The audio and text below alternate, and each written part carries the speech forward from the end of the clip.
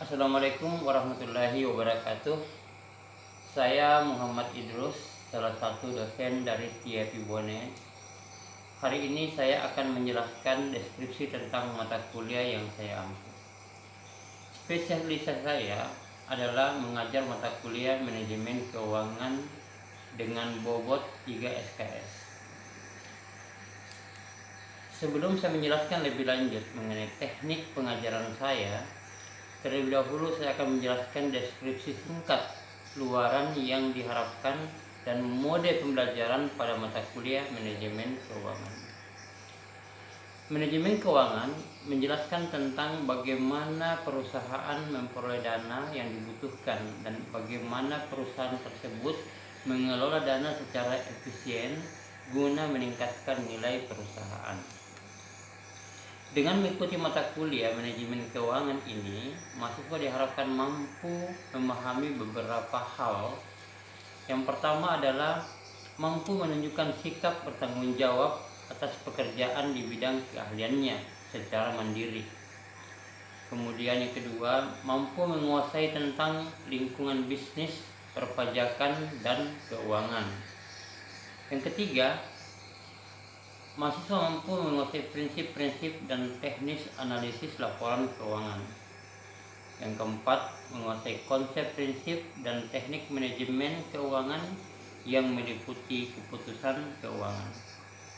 Yang kelima, menguasai konsep prinsip dan teknik manajemen keuangan yang meliputi nilai waktu uang.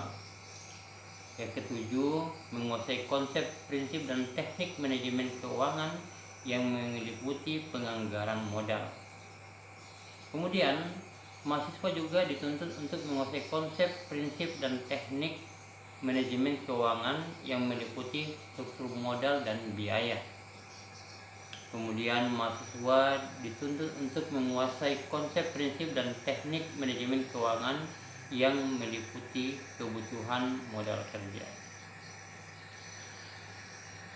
Di samping itu, mahasiswa juga dituntut untuk menguasai konsep, prinsip, dan teknik manajemen keuangan yang meliputi manajemen kas.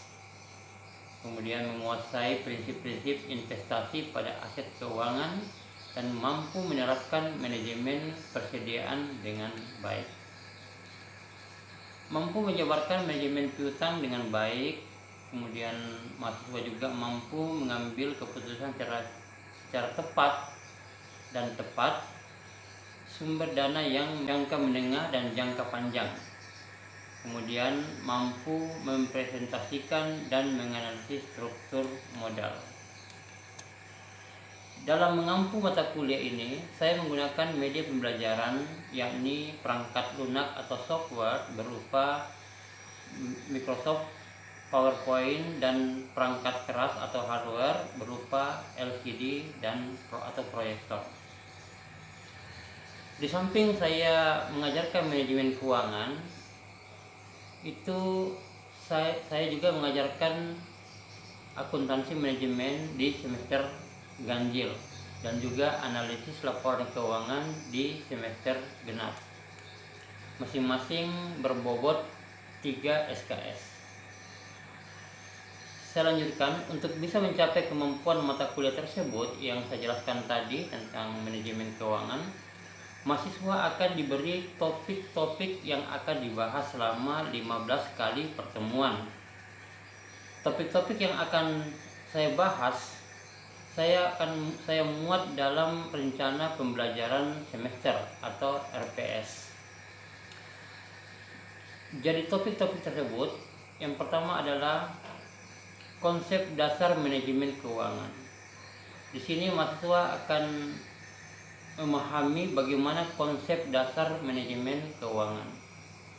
Kemudian lingkungan bisnis, perpajakan, dan keuangan. Yang ketiga, analisis laporan keuangan. Yang keempat, nilai waktu uang. Yang kelima, manajemen kas. Yang keenam, manajemen modal kerja. Yang ketujuh, manajemen persediaan. Yang kedelapan, manajemen piutang. Yang ke-9, sumber dana jangka menengah. Yang ke-10, sumber dana jangka panjang, dan yang 11 analisis struktur modal. Di samping itu, di pertemuan-pertemuan pertengahan seperti pertemuan ke-8, mahasiswa akan diberikan ujian tengah semester untuk mengetahui apakah mahasiswa itu memahami atau menguasai materi yang sudah diberikan. Namanya kami beri nama ujian tengah semester atau UTS. Kemudian yang terakhir, mereka diberi ujian akhir.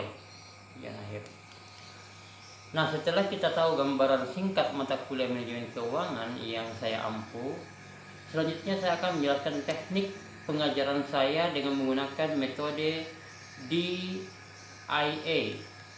Metode pertama adalah delivery. Bagaimana saya menyampaikan perkuliahan kepada mahasiswa agar mahasiswa mampu memahami dengan baik. Secara bertahap saya jelaskan dari awal dan bahkan memberikan contoh sehingga mahasiswa itu betul-betul memahami. Saya teringat dengan penjelasan dosen saya di pasca sarjana bahwa jika ada orang yang memberikan penjelasan tanpa memberikan contoh, pada dasarnya orang itu belum memahami. Tapi jika ada orang mampu memberikan contoh, maka pada dasarnya orang itu memahami hal tersebut. Dengan metode inilah yang saya gunakan sehingga saya menggunakan penjelasan itu dan memberikan beberapa contoh dengan penjelasan yang lebih baik. Nah, setelah mereka memahami, barulah saya masuk ke metode yang kedua. Metode yang kedua adalah metode interaction. Bagaimana saya berinteraksi dengan mahasiswa dengan memberi mereka kesempatan untuk mengajukan pertanyaan yang terkait dengan mata kuliah ini. Baik itu mata kuliah manajemen keuangan maupun mata kuliah akuntansi manajemen serta analisis laporan keuangan. Begitu pula sebaliknya, saya akan berinteraksi dengan mahasiswa dengan mengajukan suatu pertanyaan kepada mereka. Dengan pertanyaan itu, saya bisa menilai apakah mahasiswa ini paham atau tidak. Jadi, pertama-tama saya melakukan menguji mereka dengan suatu pertanyaan. Jika dijawab dengan baik, kemudian saya memberikan kesempatan lagi kepada mereka untuk mengajukan suatu pertanyaan yang kemungkinan dari pertanyaan itu mereka lebih memahami materi ini dengan baik. Metode terakhir adalah metode assessment. Metode ini bagaimana saya menilai mahasiswa dari setiap pembelajaran yang dilakukan selama satu semester. Nah, dalam menilai mahasiswa seperti ini, saya memberikan semacam kontrak perkuliahan. Kontrak perkuliahan yang saya masukkan dalam RPS saya itu ada 6 poin. Yang pertama adalah tatap muka. Nah, tatap muka atau tatap maya. Waktu sebelum pandemi, mata kuliah yang saya lakukan adalah dengan metode tatap muka. Namun selama pandemi ini, perkuliahan saya bagi dengan 2 metode. Yang pertama adalah tatap muka. Kalau beberapa hari atau selang beberapa hari saya menggunakan tatap maya atau mengkondisikan. Yang kedua, prestasi tugas untuk melatih kemampuan mahasiswa dari materi yang saya berikan untuk mengetahui apakah mahasiswa ini paham dan untuk melihat kemampuan mahasiswa dalam mencerna seluruh materi yang ada. Yang ketiga, melakukan ujian tengah semester. Yang keempat, memberikan ringkasan mata kuliah.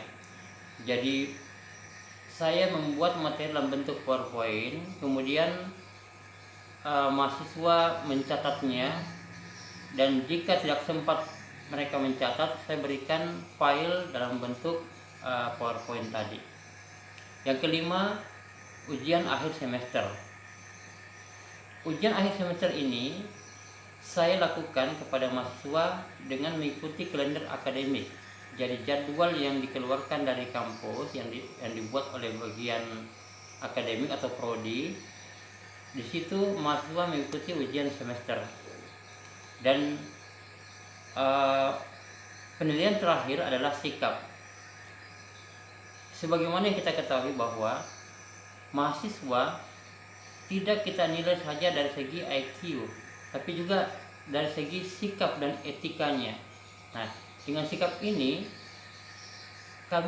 saya akan melihat bagaimana mahasiswa itu mengikuti perkuliahan dengan baik, dengan saling menghargai, saling menghormati, baik sama teman maupun kepada dosennya.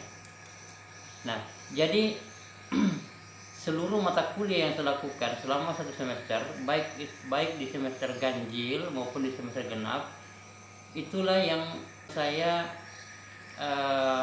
berikan kepada mahasiswa selama 1 semester. Nah, demikian tadi penjelasan singkat saya tentang deskripsi mata kuliah yang saya ampuh di Setia Yapibone. Terima kasih. Assalamualaikum warahmatullahi wabarakatuh.